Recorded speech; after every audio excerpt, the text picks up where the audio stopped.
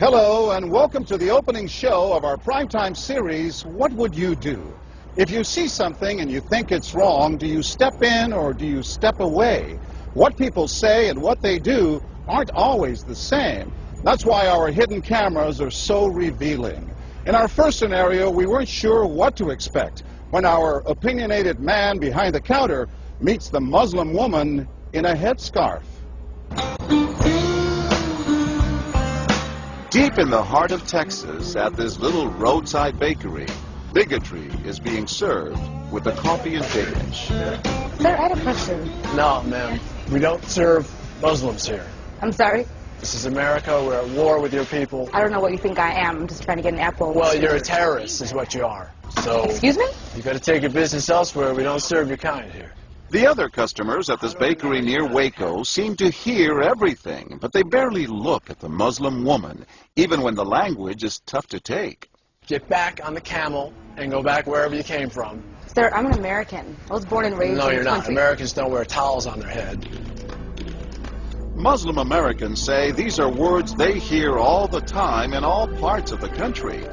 But here at the bakery, what the customers don't know is that this Muslim woman and the man behind the counter are actors. The bakery is working with us, all part of a primetime hidden camera experiment on prejudice and patriotism. Please take your business elsewhere. Am I asking too much? When no one even tries to help her, she makes a direct appeal. Sir, would you mind ordering me an apple strudel? That's why I'm here. I can give you the money. I have no problem. That's not a problem. Please no, sir. I'm not going to let you order it. But when he gives her the cold shoulder, she finally just leaves. You could have helped her out. You could have spoken up. Why not? Me speak up for her? Well, if he tried to do some harm to her or something, then I would have. But why not try to set him straight? I really think that a person that owns his own business should be able to say who they sell to. She's not American. Others seem to agree with our actor as to who's an American and who's not. Is it all based on the way we look? I'm an American citizen. I just would like an apple strudel, please. Well, I'm sorry. Then why don't you dress like an American? You're so American. This is for religious purposes, sir, and I don't think you have any right to say anything. So I'm religious. I don't wear, Halloween costumes around. I mean, am I wrong here, sir? Not me. I run my business the way I want to run. That's right. Don't come in here without shoes and skirt on. This customer is adamant that the man behind the counter is doing the right thing. I'm ready for you.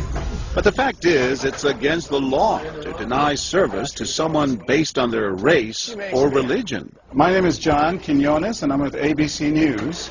What did you think of what you heard here? I didn't hear anything racist. He told her he wouldn't serve her. Well, he can say he wouldn't serve you if you come in here barefooted without a shirt on. But she wasn't barefoot or without a shirt on. Well, she wasn't dressed right. What do you mean? If I was running a place, I'd do the same thing. You wouldn't let Muslims shop at your store? I sure wouldn't. We never expected customers to be so candid. How do I know you don't have a bomb in there? Watch what happens this time when, once again, our Muslim woman is denied service. This is not right.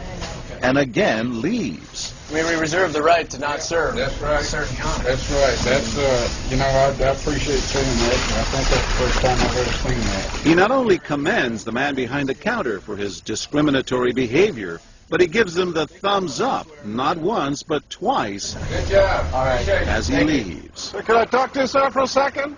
But when I approach, Sir, we're with ABC News. there is no thumbs up for me. We staged a little experiment in there to see how people would react to that kind of attitude. You're not an American. I am an American. That man took it a bit farther, telling me I'm not an American. He was threatened. Jack DeVideo is a social psychologist at Yale University. So when we as Americans feel threatened from the outside, we're going to define ourselves in very rigid fashions, either with me, and if you're not really one of me, then you must be somebody else who's against me. The young woman in our experiment is an actor, but for this woman, discrimination is all too real. Nahaya Javed helped us design our experiment. Although born in Chicago, she says she's constantly characterized by fellow Americans as the enemy. They always start off with, you're a terrorist, Osama lover, towel head, camel jockey, on and on. While attending college in Texas, she says she continually suffered verbal abuse and has even been physically attacked just because she's Muslim. They assume I'm not from here, and if I tell them I'm American, they're like, no, you're not. Just because you were born here doesn't make you American. And I'm like, so what makes you American? It's a daily battle. Mm-hmm. And I don't feel like living in America, I should have to fight this battle. Meanwhile, back at the bakery, our actor is at it again. But how do I know you're not a terrorist? Terrorists look like you. But this time the customers are sympathizing with the Muslim woman. You're a Christian. Come on. Right, I know, but can you blame me? Yeah, I can't blame you, actually. Why? What's the problem? All right, we'll get out of here. You need to go yourself, actually, what you need to do. Okay, sir. I'm a good American, all right? We're at war with these people. My dad's a veteran. Go yourself. So is mine. And he's not the only one who walks out in anger. You need to stop segregating against people. It's wrong. Excuse me? She's an American. No, just like you're a bad American. Time and again, people speak out with their pocketbooks. You learned a couple of customers, just so you know. But look what happens when this man threatens to leave. You're not a good American, sir. I believe I am a good American. My son just came back from serving in the Army for over a year in Iraq, and that has nothing to do with her rights. I understand that. Thank you, sir. And I hear what you're saying. But I can't believe you would be so discriminatory. I'm deeply offended by that. I'm sorry to offend you, sir, but I've got to live with myself. Seething, the man vows to fight back. I will let people know this. I've stopped here every time I come by this place, and I'll never stop here again. Why did folks get so upset? They saw an injustice. It's justice that binds us together. It's justice that makes us a society. Any threat to that kind of sense of justice and fairness undermines the entire system. You're really not going to serve her? No, I'm not. Perhaps that's why more customers are outraged by our actor's hateful behavior than approve of it. You're not dressed like an American. But no one is more persistent than these two young women who can't believe what they're hearing. Take your jihad, take it back out to the parking lot. Excuse me? I mean, I got to protect my customers, okay? You're really offensive and disgusting. Well, I'm sorry. I'm just trying to protect you here. Thank because you. you You're don't know what's sick. going on. Like that doesn't mean anything. This is a different How do you know? culture. You These people are trying to kill Americans. Disgusting. It is my culture. So you're ready to serve me, but you're not ready to serve her. You're obviously dressed like an American. Big deal. She's Muslim. And unlike the others, they don't just leave in anger. They stand their ground. So you're going to regulate what people wear?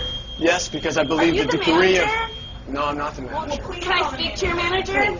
I'm John Quinones with ABC News. It's only when we catch up with our heroines that they finally let their guards down. I'm with my friend who's, Muslim, and it's, I've just seen how people treat them differently. And it really hurts me. Just watching them stand up for what they believe in touches Professor DeVideo. In a way, they defended America. And I was impressed by that, because they wanted this to be a just society, a just place, a just bakery. I'm John Quinones. And remember this man whose son served in Iraq?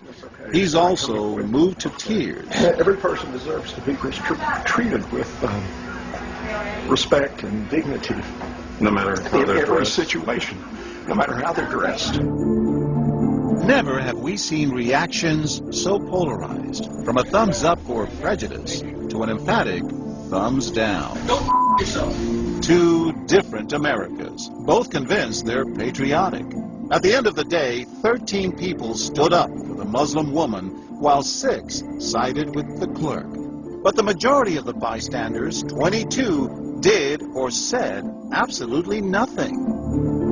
That's what's most frightening to Muslims like Nahaya, who was watching our experiment. In fact, so frightening that they often avoid going out by themselves. It's really sad because I'm old enough to be able to do things by myself. I shouldn't need a chaperone all the time. But that one time that I'm alone and something bad might happen, I'd rather be safe than sorry. Hi, I'm Nahaya. It's no wonder this young woman was so moved by the people who came forward to protect a stranger who just happens to be Muslim. Thank you so much for what you did, and I wish more people would do these type of things. And I do too. It would make my life a lot easier.